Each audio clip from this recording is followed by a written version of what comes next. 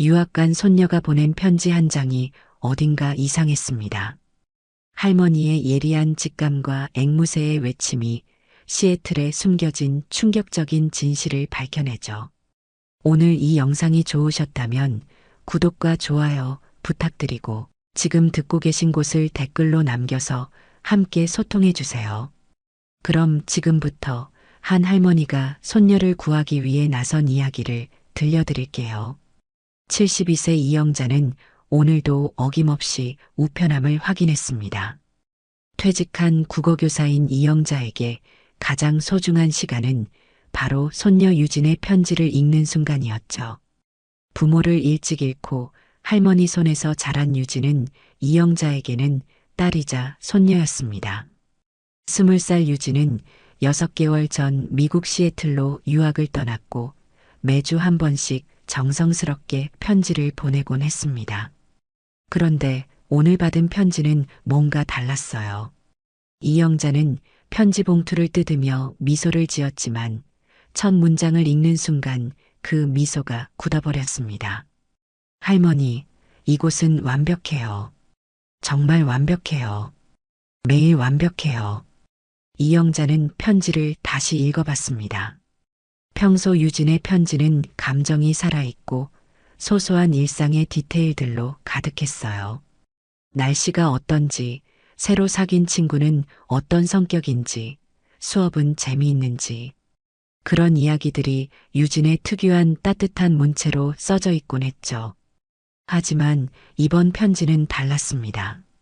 문장이 너무 짧고 감정이 느껴지지 않았어요. 마치 누군가 시키는 대로 쓴 것 같은 그런 기계적인 느낌이었습니다. 호스트 가정은 너무 좋아요. KT 언니는 완벽해요. 남자친구도 완벽해요. 모든 게 완벽해요. 이영자는 40년간 국어를 가르쳐 온 경험으로 학생들의 글에서 진심과 거짓을 구분할 수 있었습니다. 억지로 쓴 글, 마음에 없는 말로 채운 글들은 특유의 어색함이 있었죠. 그리고 지금 유진의 편지에서 바로 그런 어색함이 느껴지고 있었어요. 이상하다. 이영자는 중얼거리며 편지를 다시 한번 천천히 읽어봤습니다. 그러자 더욱 이상한 점들이 눈에 들어왔어요. 평소 유진이 자주 쓰던 표현들이 하나도 없고 문장의 구조도 평소와 달랐습니다. 마치 다른 사람이 쓴 것 같았죠. 감사합니다. 걱정하지 마세요. 모든 게 좋습니다. 이런 식으로 끝나는 문장들이 반복되고 있었어요.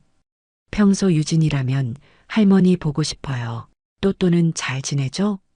같은 개인적이고 따뜻한 말들로 편지를 마무리했을 텐데 말이죠. 이영자는 거실 한쪽에서 씨앗을 쪼고 있던 앵무새 또또를 바라봤습니다. 또또는 유진이 초등학교 3학년 때부터 키워온 반려동물이었어요. 유진이 미국으로 떠날 때 가장 아쉬워했던 것도 바로 또또를 두고 가는 일이었죠. 또또야, 유진이 편지 왔다. 이영자가 말하자 또또가 고개를 들었습니다. 평소라면 유진아 하며 신나게 날개를 펄럭였을 텐데 이상하게도 또또는 조용했어요. 이영자는 다시 편지로 시선을 돌렸습니다. 그리고 문득 한 가지 더 이상한 점을 발견했어요. 편지 곳곳에 완벽하다는 표현이 너무 많이 반복되고 있었습니다. 한 장의 편지에 10번도 넘게 나오는 완벽이라는 단어. 이건 정말 부자연스러웠죠. 완벽해요, 완벽해요. 대체 뭐가 그렇게 완벽하다는 거야? 이영자는 편지를 접으며 깊은 한숨을 내쉬었습니다. 교사 시절 학생들의 거짓말을 귀신같이 알아채던 그 직감이 지금도 생생하게 살아있었어요. 그리고 그 직감이 지금 경고음을 울리고 있었습니다. 뭔가 잘못되었다고. 유진이에게 무슨 일이 생겼다고. 이영자는 책상 서랍에서 유진이 지금까지 보낸 편지들을 꺼내 비교해 봤습니다. 첫 번째 편지부터 차례대로 읽어보니 변화가 명확하게 보였어요. 처음 2달 동안의 편지들은 유진다웠습니다. 활기차고 솔직하고 때로는 투정도 부리고 말이죠. 할머니, 여기 음식이 너무 달아요. 한국 음식이 그리워 죽겠어요. KT 언니는 정말 친절한데 가끔 너무 신경 써줘서 부담스러울 때도 있어요. 이런 식으로 솔직한 감정들이 담겨 있었어요. 하지만 3개월 전부터 편지의 톤이 조금씩 바뀌기 시작했고, 최근 1달간의 편지들은 완전히 다른 사람이 쓴 것 같았습니다. 이영자는 휴대폰을 들고 유진에게 영상 통화를 걸어봤습니다. 하지만 계속 연결되지 않았어요. 시차를 계산해봐도 유진이 잠들 시간은 아니었는데 말이죠. 이상해. 평소엔 항상 받았는데. 그때 또또가 갑자기 날개를 펄럭이며 울기 시작했습니다. 유진아, 유진아. 또또의 울음소리에는 평소와 다른 애절함이 담겨 있었어요. 마치 주인을 찾는 듯한 그런 간절함이 느껴졌습니다. 이영자는 또또를 바라보며 마음속 불안이 더욱 커지는 것을 느꼈습니다. 동물들은 사람보다 더 예민하게 위험을 감지한다고 하잖아요. 혹시 또또도 뭔가 이상함을 느끼고 있는 건 아닐까요? 밤늦도록 이영자는 잠들지 못했습니다. 유진의 편지를 몇 번이고 다시 읽어보며 그 속에 숨겨진 진짜 메시지가 있는 건 아닌지 고민했어요. 40년간 쌓아온 교사로서의 직감이 계속해서 경고하고 있었습니다. 뭔가 잘못되었다고, 유진이 위험에 처해 있다고, 그리고 이영자는 몰랐습니다. 자신의 이 직감이 얼마나 정확한 것인지, 그리고 앞으로 어떤 충격적인 진실이 기다리고 있는지를. 며칠이 지났지만 이영자의 불안감은 가라앉지 않았습니다. 오히려 시간이 갈수록 더욱 커져만 갔죠.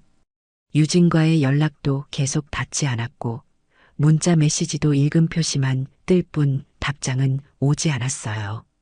그런 어느 날 저녁 이영자는 거실에서 뉴스를 보고 있었습니다. 또또는 평소와 달리 새장 안에서 계속 초조하게 움직이고 있었어요. 깃털을 세우고 발톱으로 새장을 긁고 그러다가 갑자기 울음을 터뜨리곤 했습니다. 또또야, 왜 그래? 어디 아픈 거야? 이영자가 걱정스럽게 다가가자 또또는 더욱 큰 소리로 울기 시작했습니다. 그런데 그 울음소리 사이로 이상한 말이 섞여 나왔어요. 플리즈, 플리즈. 이영자는 깜짝 놀랐습니다. 또또가 영어를 하는 건 처음이었거든요. 유진이 떠나기 전까지 또또는 한국말만 했었는데 말이죠. 또또야, 뭐라고 한 거야? 또또는 이영자를 바라보더니 더욱 또렷하게 말했습니다. 플리즈, 노 베이스먼트. 이영자의 심장이 쿵 내려앉았습니다. 지하실은 안 된다는 뜻이었어요. 대체 또또가 어디서 이런 말을 들었을까요? 그리고 왜 이런 절망적인 톤으로 반복하고 있는 걸까요? 또또야, 누가 그런 말 했어? 유진이가 그랬어? 또또는 날개를 바동거리며 계속 같은 말을 반복했습니다. 플리즈, 노 베이스먼트, 플리즈. 이영자는 급히 유진과의 마지막 영상 통화를 떠올려 봤습니다. 일주일 전 겨우 연결된 그 짧은 통화에서 유진은 시종일관 밝게 웃으며 괜찮다고만 했어요. 하지만 통화 말미에 유진이 뭔가 중얼거렸던 것 같았는데 그때는 잘 들리지 않아서 신경 쓰지 않았었죠. 그런데 지금 또또가 하는 말이 바로 그때 유진이 중얼거렸던 말인 것 같았어요. 또또는 영상 통화를 할 때마다 옆에서 들었었으니까요. 설마 유진이가 그런 말을 했다는 거야? 이영자는 손이 떨렸습니다. 만약 유진이 정말로 지하실은 안 된다고 말했다면 그건 단순한 투정이 아니라 구조 요청일 수도 있었어요. 또또는 계속해서 같은 말을 반복했습니다. 평소 활발하고 명랑했던 또또의 목소리에는 지금 절박함과 두려움이 가득했어요. 마치 주인을 구해달라고 애원하는 것 같았습니다. 이영자는 급히 휴대폰을 들고 유진에게 다시 전화를 걸었습니다. 이번에는 다행히 연결되었어요. 할머니, 유진의 목소리가 들렸지만 뭔가 이상했습니다. 평소보다 목소리가 작고 힘이 없었어요. 유진아, 할머니야. 괜찮아? 네, 괜찮아요. 걱정하지 마세요. 유진아, 또또가 자꾸 이상한 말을 해서 그런데 혹시 너 지하실에서 지내고 있는 거야? 전화기 너머로 잠깐의 침묵이 흘렀습니다. 그리고 유진의 목소리가 더욱 작아졌어요. 아니에요, 할머니. 좋은 방에서 잘 지내고 있어요. 하지만 이영자는 유진의 목소리에서 뭔가 억지스러움을 느꼈습니다. 마치 누군가 시키는 대로 말하는 것 같았어요. 유진아, 정말 괜찮은 거야?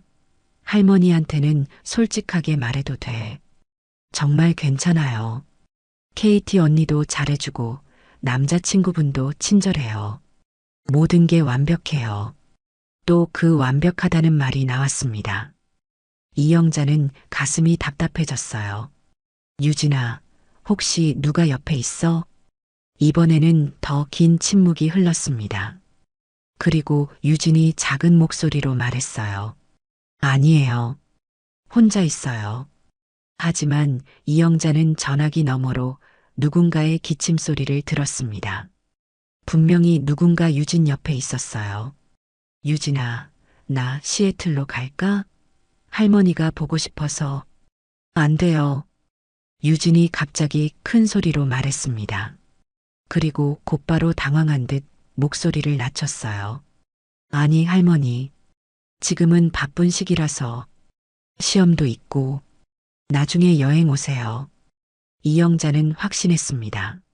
뭔가 잘못되었다는 것을, 유진이 위험에 처해 있다는 것을. 유진아, 그럼 언제든지 할머니한테 연락해. 알겠지? 네, 알겠어요. 전화가 끊어진 후 이영자는 또또를 바라봤습니다. 또또는 여전히 플리즈, 노 베이스먼트를 반복하고 있었어요. 이영자는 깊은 한숨을 내쉬며 생각에 잠겼습니다. 40년간 교사로 일하면서 많은 아이들을 봐왔어요. 위험에 처한 아이들, 도움이 필요한 아이들의 신호를 놓치지 않았죠. 그리고 지금 유진이 보내는 신호들이 너무나 명확했습니다. 편지의 이상한 문체, 연락이 잘 되지 않는 것, 전화할 때의 억지스러운 목소리, 그리고 무엇보다 또또가 계속 반복하는 그 절망적인 말들. 이건 그냥 할머니의 걱정이 아니야. 이 아이 정말 위험해. 이영자는 결심했습니다. 더 이상 기다릴 수 없었어요. 손녀가 위험에 처해 있다면 할머니가 직접 나서야 했습니다. 그날 밤 이영자는 잠들지 못하고 시애틀행 항공편을 검색했습니다. 또또는 새장 안에서 계속해서 중얼거렸어요. 플리즈, 노 베이스먼트, 플리즈. 그 절박한 목소리는 마치 시간이 얼마 남지 않았다고, 빨리 와달라고 애원하는 것 같았습니다. 이영자는 눈물을 닦으며 항공권 예약 버튼을 눌렀습니다. 72세의 나이에 처음으로 혼자서 해외로 떠나는 거였어요. 하지만 손녀를 구하기 위해서라면 어떤 것도 두렵지 않았습니다. 유진아, 할머니가 간다. 조금만 기다려. 이틀 후 이영자는 시애틀 공항에 도착했습니다. 혼자서 처음 타보는 국제선 비행기였지만 손녀 생각에 두려움 따위는 사라져버렸어요. 가방 안에는 또또가 계속 중얼거렸던 그 말들을 녹음한 휴대폰이 들어 있었습니다. 공항에서 택시를 타고 유진이 머물고 있다는 주소로 향했어요. 시애틀의 교외 지역, 조용한 주택가에 자리한 2층 집이었습니다. 겉보기에는 평범하고 깔끔해 보였죠. 이영자가 초인종을 누르자 곧 문이 열리며 밝은 미소를 띤 여성이 나왔습니다. 안녕하세요. 유진이 할머니시죠? 저는 KT예요. 오시느라 고생 많으셨어요. KT는 놀랍게도 한국말을 잘했습니다. KT는 정말 친절해 보였습니다. 30대 후반쯤 되어 보이는 그녀는 따뜻한 미소와 함께 이영자를 맞이했어요. 하지만 이영자는 왠지 모를 어색함을 느꼈습니다. 유진이는 어디 있나요? 아, 지금 학교에서 수업 중이에요. 곧 돌아올 거예요. 우선 들어오세요. 집안은 깔끔하게 정리되어 있었습니다. 거실 한쪽에는 유진의 사진들이 액자에 담겨 놓여 있었어요. 모두 웃고 있는 사진들이었지만 이영자는 그 웃음이 어딘지 어색해 보인다는 생각을 했습니다. 제 남자친구도 소개해 드릴게요. 지훈 씨, 나와서 인사해. 그때 부엌에서 한국계 남성이 나왔습니다. 그는 한국말로 인사했어요. 안녕하세요. 저는 한지훈이라고 합니다. 유진이 정말 예쁘고 착한 아이예요. 지훈의 한국어는 유창했지만 이영자는 그의 눈빛에서 뭔가 차가운 느낌을 받았습니다. 미소는 짓고 있지만 눈은 웃지 않는 그런 표정이었어요. 유진이는 언제 들어와요? 보통 4시쯤 돌아와요. 지금 이시니까 조금만 기다리시면 될 거예요. KT가 차를 끓여주며 말했습니다. 하지만 이영자는 집안 분위기가 묘하게 조용하다는 생각을 했어요. 대학생이 머물고 있는 집치고는 너무 정적이었습니다. 유진이 방 좀 볼 수 있을까요? 아, 물론이죠. 2층에 있어요. KT가 안내해준 유진의 방은 깔끔했지만 왠지 생활감이 느껴지지 않았습니다. 책상 위에는 교과서들이 반듯하게 놓여 있었고 옷장도 너무 깨끗하게 정리되어 있었어요. 이영자는 책상 서랍을 열어봤습니다. 그런데 평소 유진이 아끼던 일기장이나 개인 물건들이 하나도 없었어요. 마치 누군가 정리해서 치워버린 것 같았습니다. 유진이 개인 물건들은 어디 있나요? 일기장이나 화장품 같은 것들 말이에요. 아, 유진이가 정리정돈을 좋아해서 다 치워뒀을 거예요. KT의 대답은 자연스러웠지만 이영자는 뭔가 이상함을 느꼈습니다. 유진은 어릴 때부터 방 정리를 싫어했거든요. 시간이 흘러 4시가 되었지만 유진은 돌아오지 않았습니다. 4시 30분, 5시가 되어도 마찬가지였어요. 유진이가 늦네요? 오늘 도서관에서 공부한다고 했어요. 곧 올 거예요. 그런데 이영자는 KT와 지훈이 서로 눈빛을 주고받는 것을 봤습니다. 뭔가 신호를 주고받는 것 같았어요. 오후 6시가 되어서야 유진이 돌아왔습니다. 문이 열리며 들어온 유진을 본 순간 이영자는 가슴이 철렁 내려앉았어요. 할머니. 유진은 분명히 웃고 있었지만 그 웃음이 너무나 어색했습니다. 예전에 밝고 생기 넘치던 모습은 온데간데 없었어요. 얼굴도 많이 야위었고 눈에는 생기가 없었습니다. 유진아. 이영자가 달려가 안으려 하자 유진은 한 발 뒤로 물러섰어요. 할머니, 왜 갑자기 오셨어요? 미리 말씀해 주시지. 너 보고 싶어서 왔지. 괜찮아? 많이 말랐네. 괜찮아요.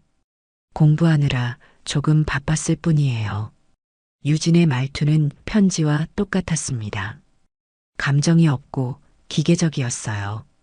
평소 할머니를 보면 와락 달려와 안기던 유진의 모습은 어디에도 없었습니다.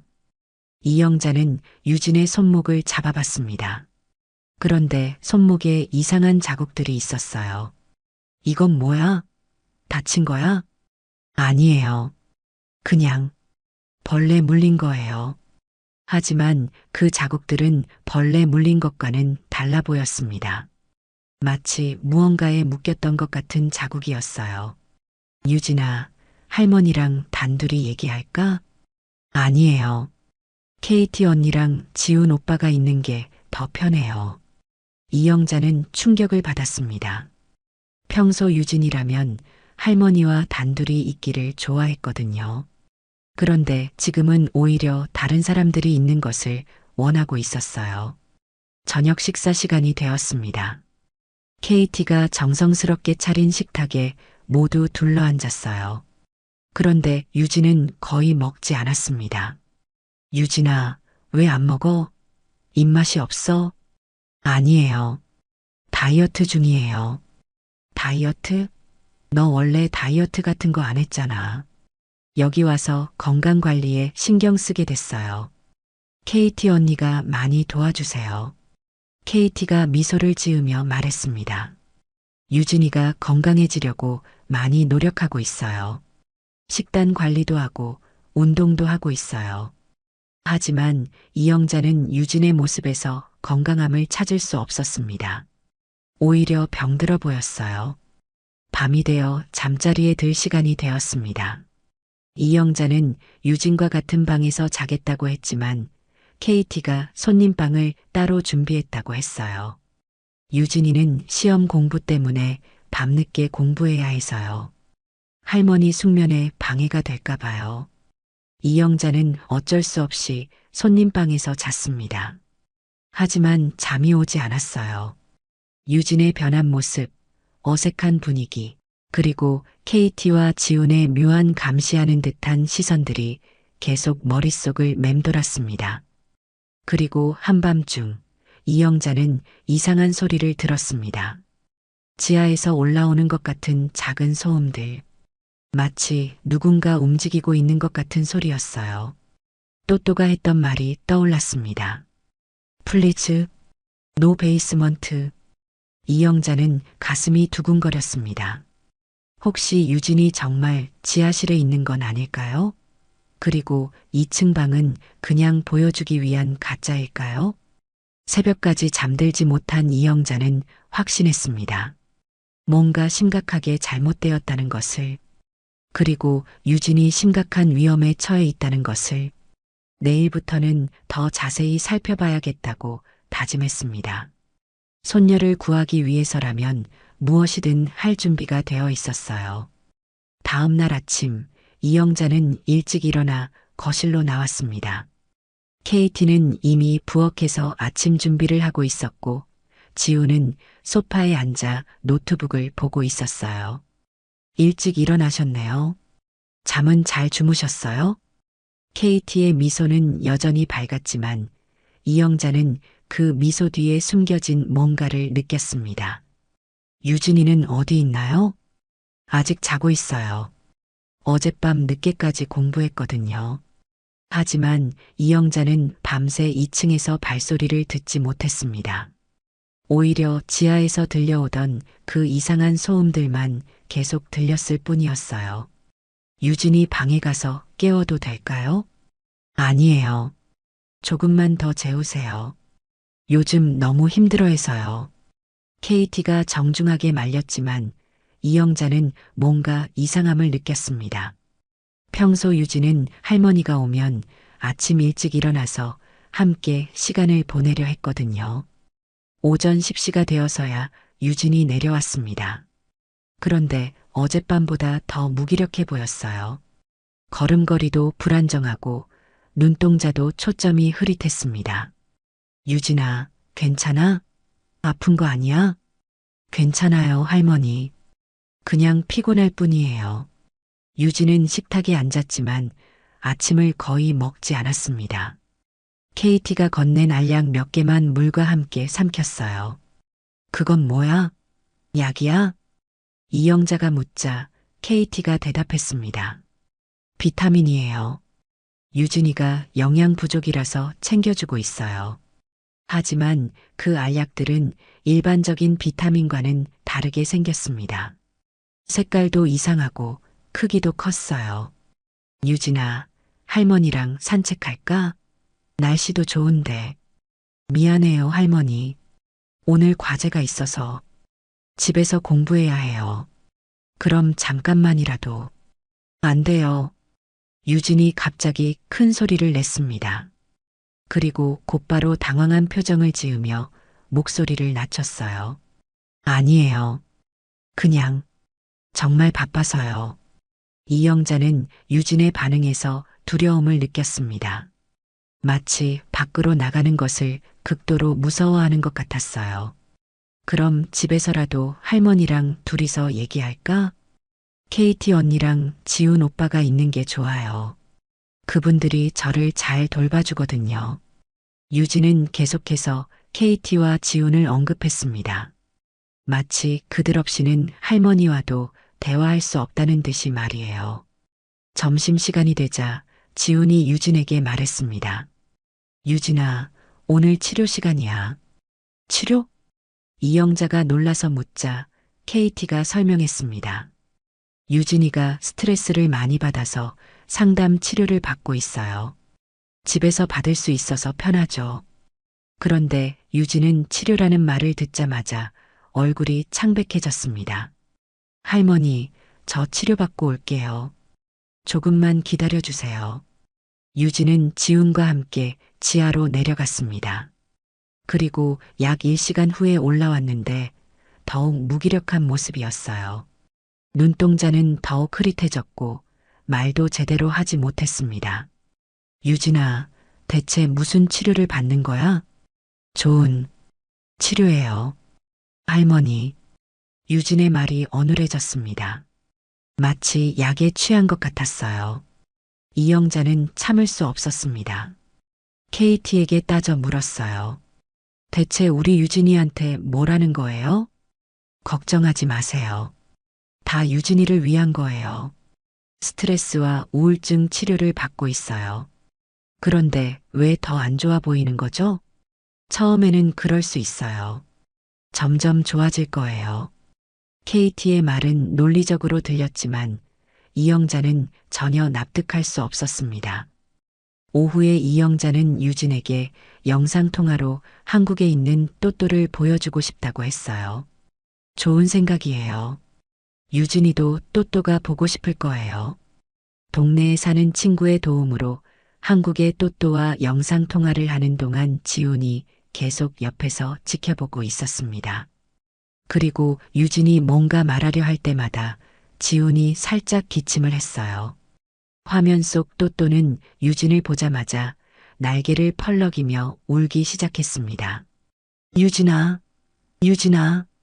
하지만 곧 또또는 예전에 했던 그 말을 다시 했어요. 플리즈, 노 베이스먼트. 유진은 그 말을 듣자마자 눈물이 글썽해졌습니다. 그리고 무의식적으로 중얼거렸어요. 또또야. 지하실은 정말 무서워. 그 순간 지훈이 재빨리 노트북을 닫아버렸습니다. 죄송해요. 인터넷이 끊어진 것 같네요. 하지만 이영자는 분명히 들었습니다. 유진이 지하실은 무서워라고 말한 것을. 그날 저녁 이영자는 혼자 유진의 방에 올라갔습니다. 다들 저녁 준비로 바쁜 틈을 타서 말이에요. 방을 자세히 살펴보니 정말 이상한 점들이 많았습니다. 옷장에는 옷이 거의 없었고 책상 서랍도 텅 비어 있었어요. 마치 실제로는 이 방을 사용하지 않는 것 같았습니다. 그런데 책상 밑바닥에서 작은 쪽지를 발견했습니다. 구겨져 있었지만 유진의 글씨로 이렇게 써 있었어요. 할머니가 알아차리시길 바랐어요. 도와주세요. 이영자의 손이 떨렸습니다. 이것은 유진이 남긴 구조 요청이었어요. 그때 계단에서 발소리가 들렸습니다. 이영자는 급히 쪽지를 주머니에 넣고 방에서 나왔어요. 할머니, 뭐 하세요? 지훈이 올라와서 물었습니다. 그의 표정에는 의심스러운 기색이 역력했어요. 유진이 방에서 뭘 잃어버린 줄 알고 찾아봤어요. 아, 그러셨군요. 찾으셨어요? 아니요. 없네요. 지훈은 이영자를 유심히 관찰했습니다. 마치 뭔가 알아챘는지 확인하는 것 같았어요. 그날 밤 이영자는 주머니 속 쪽지를 다시 읽어봤습니다.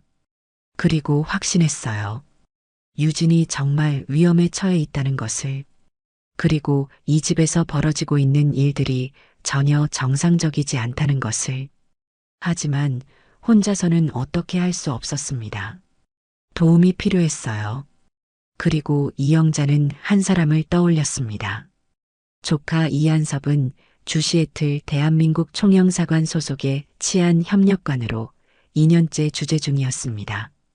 이영자는 조용히 휴대폰을 꺼내 한섭에게 문자를 보냈습니다. 한섭아, 도움이 필요해. 내일 만날 수 있을까? 유진이가 위험해. 곧 답장이 왔습니다. 고모, 무슨 일이에요? 내일 오전에 만나요. 이영자는 안도의 한숨을 쉬었습니다. 이제 혼자가 아니었어요. 내일이면 모든 것이 드러날 거라는 희망을 품으며 잠들었습니다. 하지만 그녀는 몰랐어요. 지훈이 그녀의 휴대폰을 몰래 확인하고 있었다는 사실을.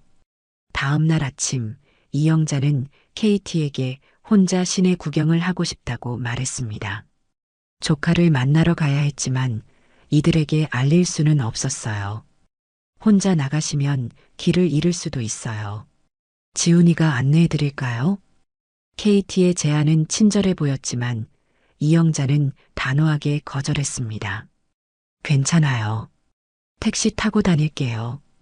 나도 그 정도는 할 수 있어요. 결국 이영자는 집을 나설 수 있었습니다.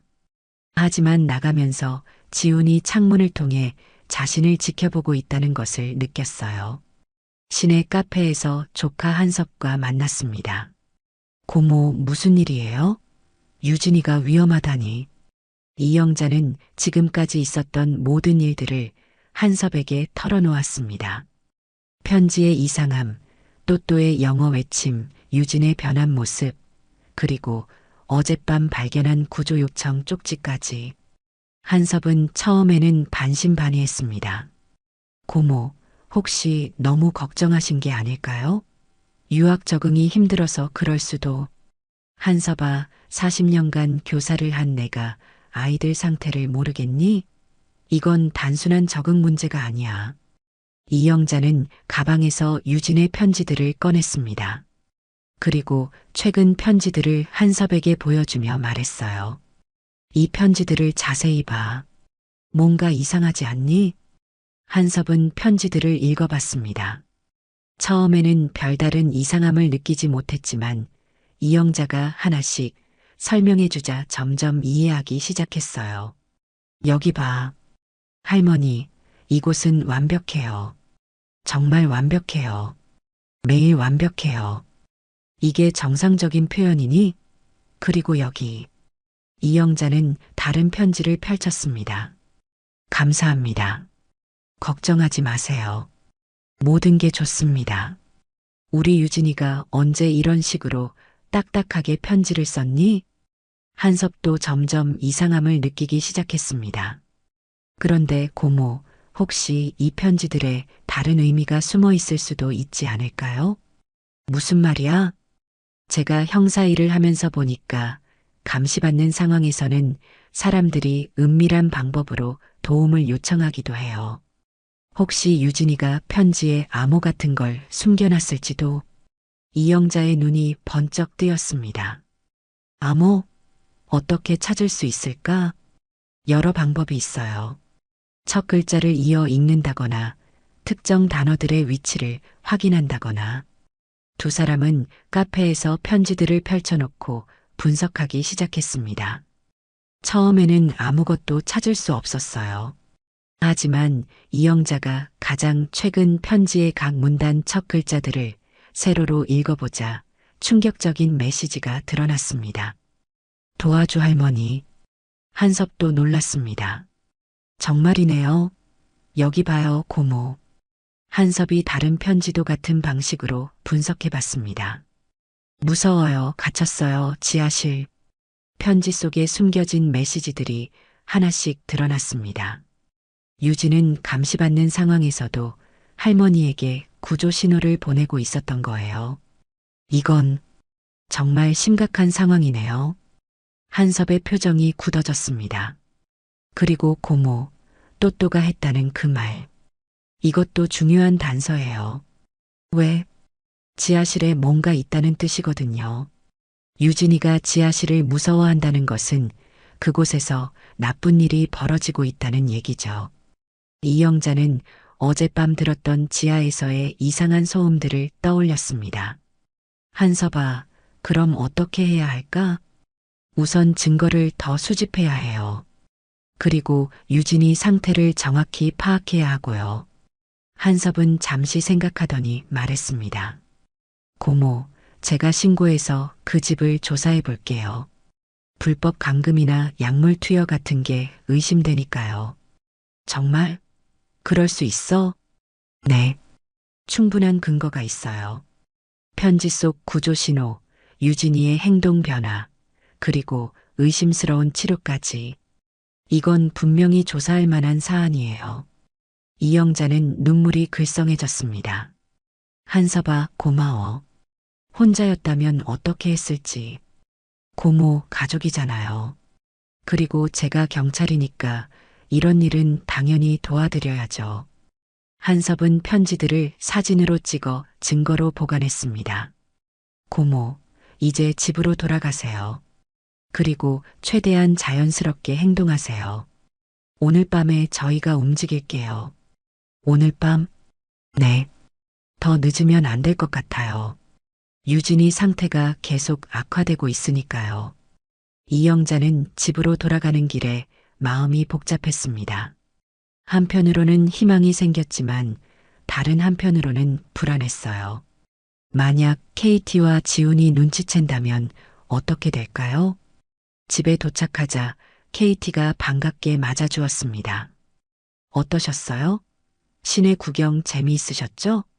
네, 좋았어요. 이영자는 최대한 자연스럽게 대답했습니다. 유진이는 어디 있어요? 방에서 공부하고 있어요. 오늘은 컨디션이 좀 안 좋아서 일찍 쉬고 있어요. 이영자는 유진의 방으로 올라갔습니다. 유진은 침대에 누워 있었는데 얼굴이 더욱 창백해져 있었어요. 유진아, 할머니야. 할머니, 오셨어요. 유진의 목소리는 힘이 없었습니다. 유진아, 오늘 밤 할머니랑 꼭 얘기해야 할 게 있어. 알겠지? 유진은 고개를 끄덕였지만 눈빛에는 두려움이 가득했어요. 이영자는 유진의 손을 잡으며 작은 목소리로 속삭였습니다. 곧 끝날 거야. 조금만 더 견뎌. 유진의 눈에 눈물이 맺혔습니다. 그리고 작은 목소리로 말했어요. 할머니, 편지 읽으셨어요? 그래, 다 알았어. 우리 똑똑한 유진이. 이영자는 유진을 꼭 안아주었습니다. 그리고 마음속으로 다짐했어요. 오늘 밤이면 모든 것이 끝날 거라고. 손녀를 이 지옥 같은 곳에서 구해낼 거라고. 밤이 깊어갈수록 이영자의 가슴은 더욱 두근거렸습니다. 한섭과 경찰들이 오고 있을 거라는 생각에 말이에요. 그리고 마침내 이 악몽 같은 시간들이 끝날 거라는 희망으로 가득했습니다. 밤 10시 이영자는 손님방에서 초조하게 기다리고 있었습니다. 집안은 조용했지만 지하에서는 여전히 이상한 소음들이 들려왔어요. KT와 지우는 거실에서 조용히 대화를 나누고 있었고 유진은 2층 방에서 나오지 않았습니다. 그때 현관문 앞에서 작은 소리가 났습니다. 이영자는 가슴이 두근거렸어요. 드디어 한섭이 온 것일까요? 잠시 후 현관에서 인터폰 소리가 울렸습니다. 누구세요? KT가 나가서 문을 확인했어요. 시애틀 경찰입니다. 잠깐 확인할 일이 있어서 왔습니다. KT와 지훈이 당황하는 기색이 역력했습니다. 두 사람이 서로 눈빛을 주고받더니 지훈이 급히 지하로 내려갔어요. 잠깐만요. 옷 좀 입고 나갈게요. KT가 시간을 끌려하는 동안 이영자는 조용히 손님방 문을 열고 복도로 나왔습니다. 문이 열리자 한섭과 2명의 동료 경찰관이 들어왔어요. 안녕하세요. 저는 이한섭 형사입니다. 신고가 들어와서 확인차 왔습니다. 신고요? 무슨 신고 말씀이시죠? KT는 여전히 미소를 지으려 했지만 목소리에는 긴장감이 역력했어요. 유학생 관련된 신고입니다. 혹시 유진 양이 여기 머물고 있나요? 네, 맞아요. 하지만 지금 자고 있어서 깨워주시겠어요? 안전 확인 차원에서 직접 만나봐야 합니다. 그때 이영자가 나타났습니다. 한섭아, 고모 괜찮으세요?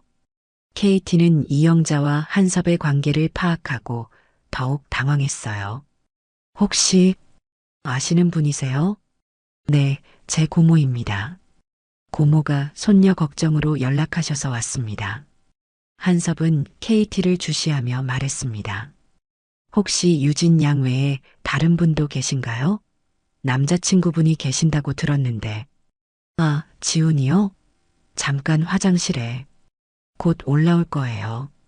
하지만 지훈은 쉽게 올라오지 않았습니다. 한섭은 동료에게 눈짓을 했어요. 존슨 경관, 지하 확인해 보세요. 지하는 창고라서 별거 없어요. KT가 급히 말렸지만 한섭은 단호했습니다. 안전 확인이니까 모든 공간을 봐야 합니다. 그때 유진이 2층에서 내려왔습니다. 계단을 내려오는 유진을 본 순간 한섭은 놀랐어요. 사진으로 봤던 것보다 훨씬 심각한 상태였거든요. 유진 양이죠? 저는 이한섭 형사입니다. 유진은 경찰을 보자 눈물이 글썽했습니다. 하지만 KT가 옆에 있어서 제대로 말하지 못했어요. 유진 양, 잠깐 따로 얘기할 수 있을까요? 아니에요. 유진이가 지금 컨디션이 안 좋아서 KT가 막으려 했지만 한섭은 권한을 행사했습니다. 이건 공식적인 조사입니다. 방해하시면 안 됩니다. 그때 지하에서 존슨 경관의 다급한 목소리가 들렸어요. 형사님, 여기 좀 와보세요. 한섭은 급히 지하로 내려갔습니다. 그곳에는 충격적인 장면이 펼쳐져 있었어요. 지하실 한쪽에는 의료 장비들이 놓여 있었고 벽에는 여러 유학생들의 사진과 신상 정보가 붙어 있었습니다. 그리고 책상 위에는 각종 약물들과 실험 일지들이 어지럽게 흩어져 있었어요. 이게 뭡니까? 한섭이 지훈에게 물었습니다. 지훈은 서류들을 급히 치우려다가 붙잡혔어요. 이건 그냥 연구자료예요. 하지만 실험 일지를 펼쳐본 한섭은 경악했습니다. 거기에는 유학생들을 대상으로 한 불법 약물 실험 기록들이 상세하게 적혀 있었거든요. 유진 양도 이런 실험 대상이었나요? 지훈은 대답하지 않았지만 그의 표정이 모든 것을 말해주었어요. 한섭은 급히 위로 올라가 유진에게 물었습니다. 유진 양, 지하실에서 무슨 일이 있었나요? 유진은 KT를 힐끗 보더니 작은 목소리로 말했어요. 치료 받았어요. 어떤 치료요? 주사, 약, 그리고 유진이 말을 잇지 못하자 이영자가 다가가 손을 잡아주었습니다. 유진아, 이제 괜찮아. 할머니가 여기 있으니까 무서워하지 말고 말해봐. 유진은 눈물을 흘리며 말하기 시작했습니다. 처음에는 비타민이라고 했어요. 건강에 좋다고. 그런데 점점 이상해졌어요. 머리가 멍해지고 기억도 안 나고. 지하실에서 뭘 했나요? 주사도 맞고, 약도 먹고, 그리고 여러 가지 검사도 했어요. 매일, 매일. 한섭은 분노가 치밀어 올랐습니다. 두 분 다 체포하겠습니다.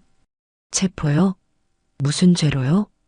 KT가 항변했지만 한섭은 단호했습니다. 불법 감금 약물 투여, 그리고 인신매매 혐의입니다. 인신매매라니, 우리는 유진이를 보살펴 준 거예요. 보살핌이라고요?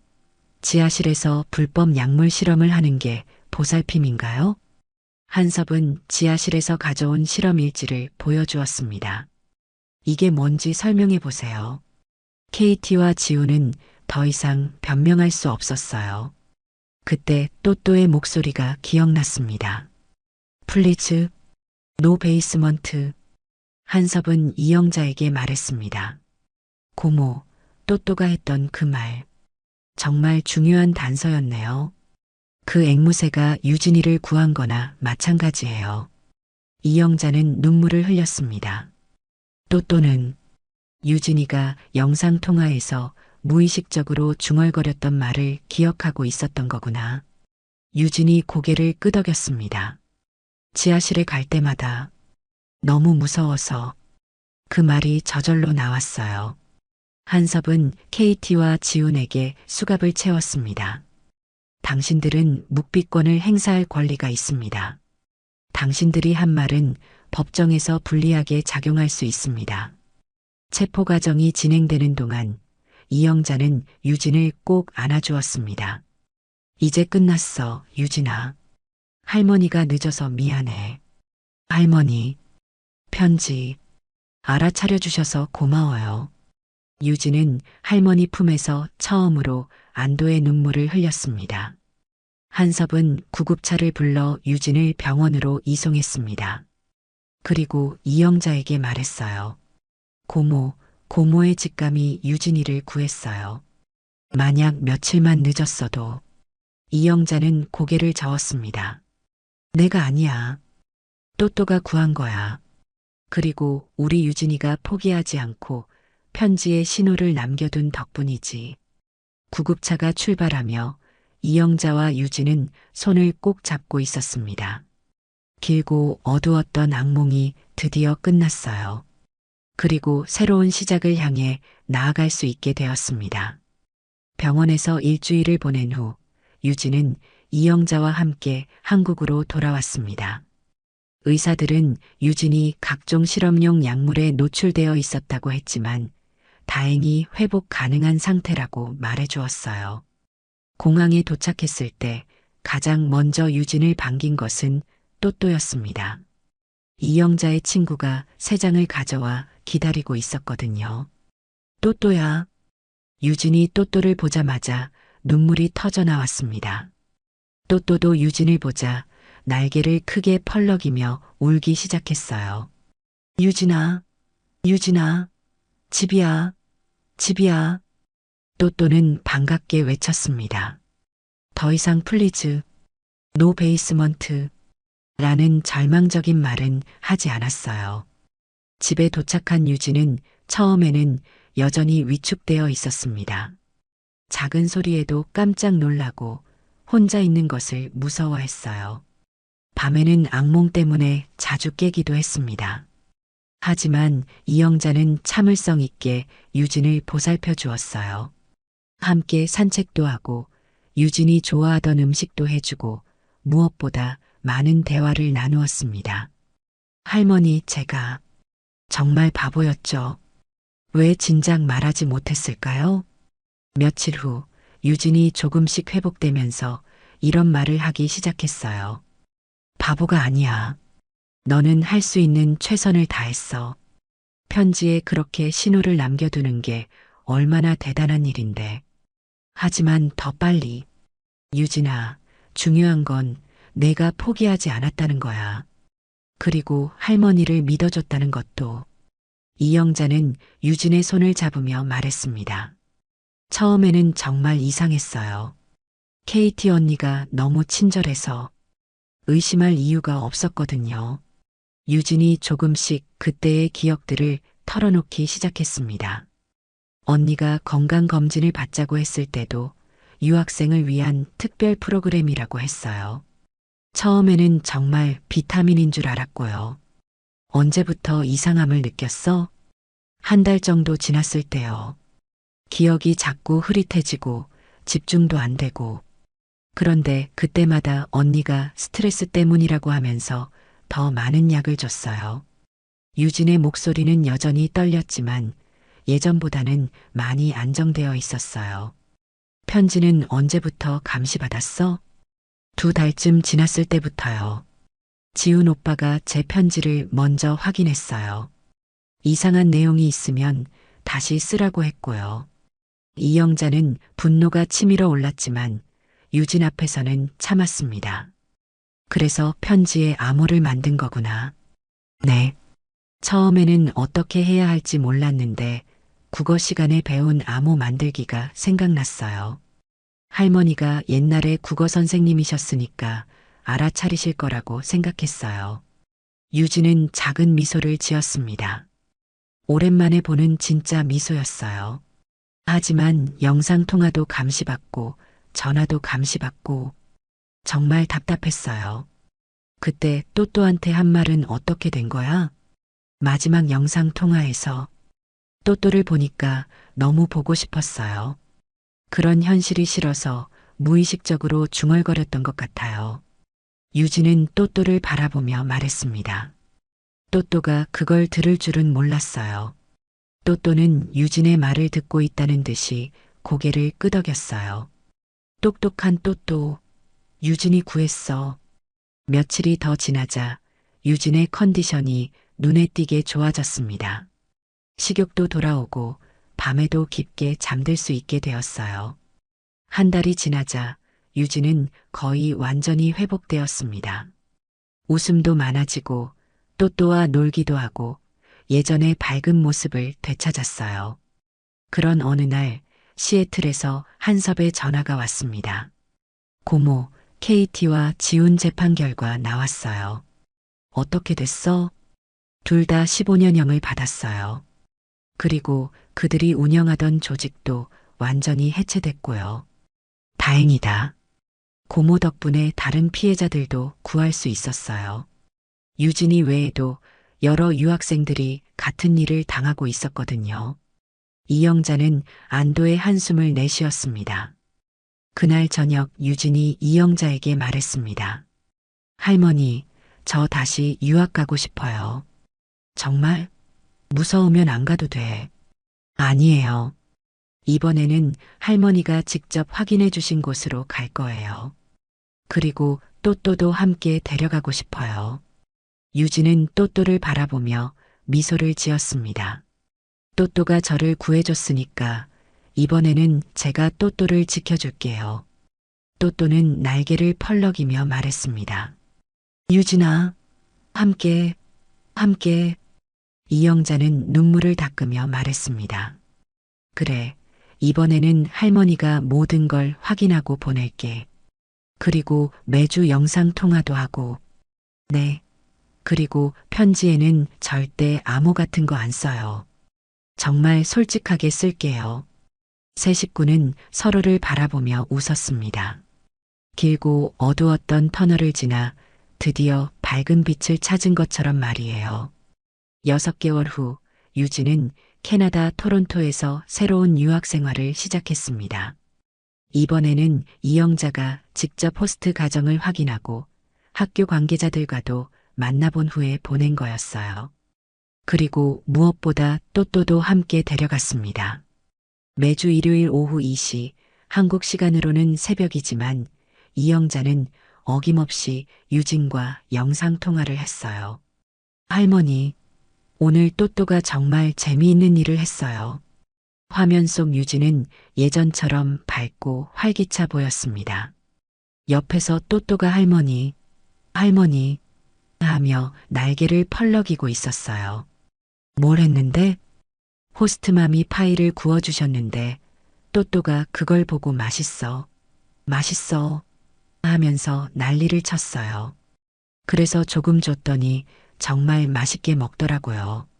이영자는 흐뭇하게 웃었습니다. 이런 소소한 일상 이야기를 들을 수 있다는 게 얼마나 감사한지 몰랐어요. 공부는 어때? 좋아요.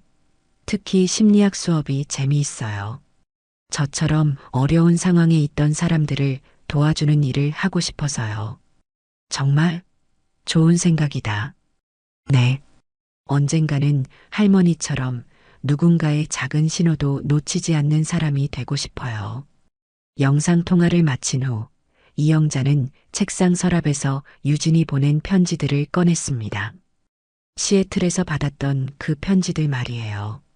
처음 받았을 때는 그저 이상하고 무섭기만 했던 편지들이었지만 지금 다시 보니 그 속에 담긴 유진의 절박함과 지혜가 느껴졌어요. 도와줘 할머니, 무서워요. 갇혔어요. 문단 첫 글자로 만든 이 작은 암호들이 유진을 구한 것입니다. 이영자는 그 편지들을 정성스럽게 액자에 넣었습니다. 그리고 거실벽에 걸어두었어요. 잊지 않기 위해서 말이죠. 어떤 작은 신호도 놓치지 않겠다는 다짐을 위해서. 액자 아래에는 작은 메모가 붙어 있었습니다. 말하지 못해도 알아주는 사람이 있다는 것. 그게 가족이에요.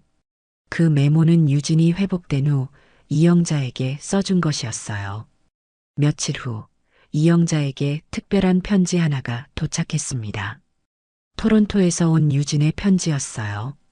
편지를 열어보니 예전과는 완전히 다른 유진의 글씨가 펼쳐졌습니다. 사랑하는 할머니께 토론토의 가을이 정말 아름다워요.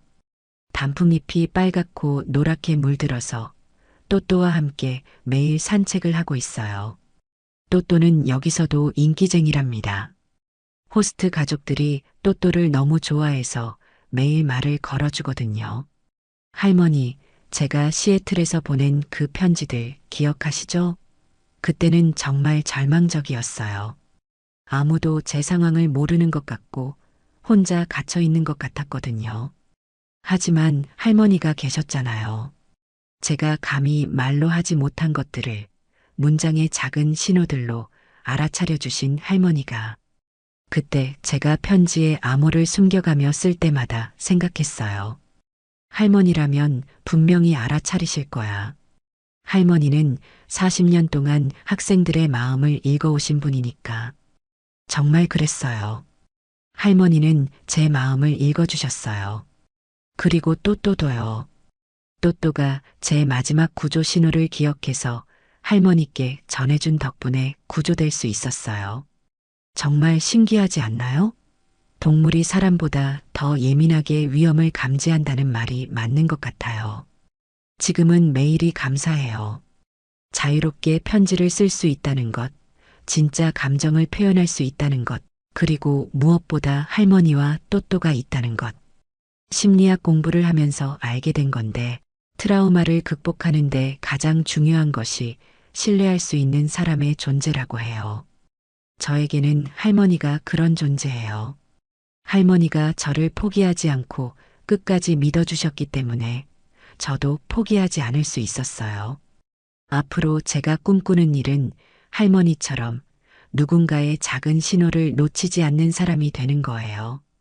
말하지 못하는 사람들의 마음을 읽어주고 도움이 필요한 사람들에게 손을 내밀어주는 그런 사람 말이에요. 할머니, 정말 사랑해요. 그리고 고마워요. 또또도 할머니 보고 싶어 해요. 요즘 자꾸 할머니 언제 와? 하고 물어봐요. 겨울방학 때 함께 한국에 갈 수 있을까요? 그때까지 건강하게 지내세요. 할머니를 사랑하는 손녀 유진 올림. 추신 또또가 최근에 새로 배운 말이 있어요. 가족이야, 가족이야. 정말 똑똑하죠? 편지를 다 읽은 이영자는 눈물을 흘렸습니다. 하지만 이번에는 슬픈 눈물이 아니라 기쁨과 감동의 눈물이었어요. 그날 저녁 이영자는 유진에게 영상통화를 걸었습니다. 유진아, 편지 잘 받았어. 어떠셨어요? 이번에는 암호 같은 거 없죠? 그럼 진짜 우리 유진이 마음이 다 느껴져. 화면 속에서 또또가 소리쳤습니다. 할머니, 보고 싶어? 보고 싶어? 또또야, 할머니도 보고 싶어? 곧 만나자. 유진이 웃으며 말했습니다. 할머니, 또또한테 고마워해요. 또또가 저를 구해줬으니까요. 너희 둘 다 대단했어. 포기하지 않았으니까. 그때 또또가 새로 배운 말을 했습니다. 가족이야, 가족이야, 사랑해. 이영자는 미소를 지으며 말했습니다. 맞아, 또또야. 우리는 가족이야. 멀리 떨어져 있어도 말하지 않아도 서로를 알아주는 가족. 그날 밤 이영자는 오랜만에 깊고 편안한 잠에 들었습니다. 손녀가 안전하다는 것, 그리고 진짜 가족의 의미를 다시 한번 확인할 수 있었다는 것에 대한 깊은 감사함과 함께 말이에요. 이것은 단순한 이야기가 아니었습니다. 이것은 진짜 가족이 무엇인지, 사랑이 어떻게 기적을 만들어내는지를 보여주는 실화였어요. 손녀의 편지 한 줄에서 시작된 이야기. 할머니의 예리한 직감과 앵무새의 간절한 외침이 만들어낸 기적이었죠. 때로는 말하지 않아도 알아주는 사람이 있다는 것, 작은 신호도 놓치지 않고 지켜봐주는 사람이 있다는 것. 그것이 바로 진짜 가족의 의미가 아닐까요? 여러분 주변에도 작은 도움의 신호를 보내고 있는 사람이 있을지 모릅니다. 오늘 이 이야기가 그런 신호들을 놓치지 않는 계기가 되었으면 합니다. 이 영상이 도움이 되셨다면 구독과 좋아요 부탁드려요. 다음에도 더 좋은 이야기로 찾아뵙겠습니다.